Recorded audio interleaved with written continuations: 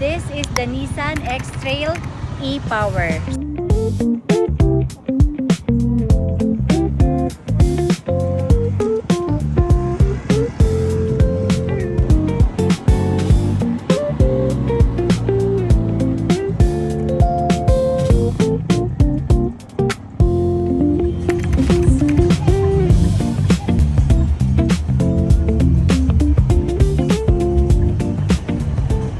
This is a non-conventional hybrid vehicle. So, hindi tutulad ng iba na kapag na-reach niya yung certain na speed is nag-change siya to gasoline. So, ito, purely electric ang nagpapatakbo sa kanya. Ang gamit lang ng engine is pang-charge ng battery. So, ito ang magandang nakita kong electric vehicle dahil hindi ka magwo-worry kung mauubusan ka ng battery sa gitna ng daan.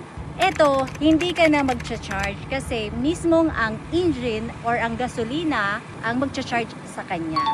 So, andito ngayon ang bisita natin na from Nissan Kamsur Pili, si Sir Aldrin.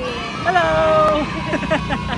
Okay, so for today's video kami ay magte-test drive. So, thank you so much sa oras mo, Sir Aldrin. So, tara, mag-test drive na tayo. Let's go!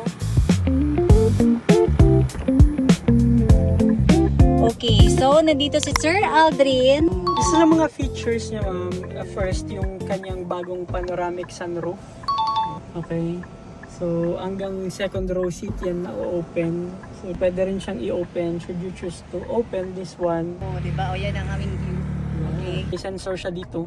Each and every time magdi-deflect ka sa mga linya sa roads, automatic po yun, magbibigay siya ng warning through vibration sa steering wheel. So, yung trunk space mo sa likod, puno ng bagahe, ng boxes, kabig mo lang to, ma'am, kita mo pa rin yung object sa likod ng auto mo. 3 TFT meter screen, all digital. And then yung 12.3 na touchscreen display with Apple CarPlay and Android Auto, all wireless. Tri-zone na air conditioning system, meaning ng tri-zone, pwedeng ibang temperature yung sayo. So yun, sayo malamig, sa akin mainit. Pwede rin yung sa likod, ibang temperature din sa kanila. So pag sinink mo to, lahat yan pare-pareho na. Kasi may wireless charging pad. So currently charging yung phone ko, meaning ng orange means charging. Pag nag-green siya, meaning full charge na siya.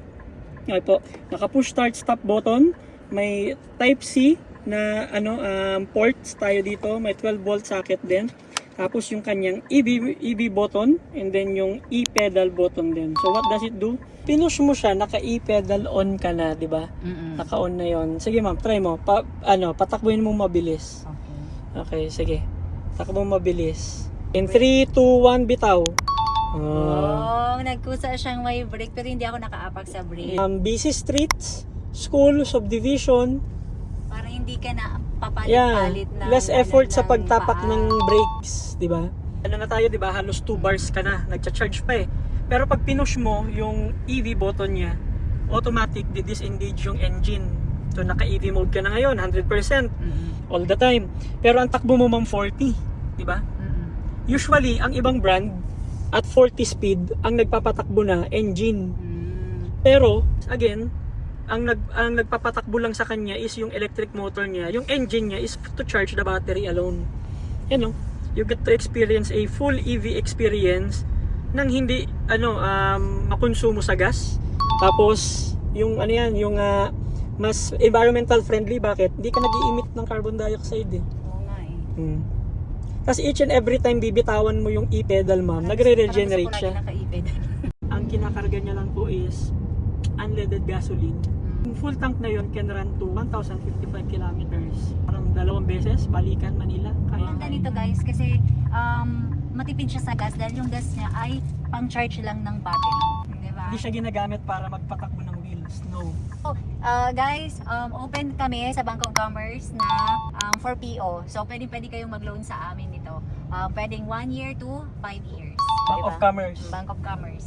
And syempre ang agent natin na kukontakin ay ito. Okay, so kontakin natin ito, si Agent Bert. Dito lang siya.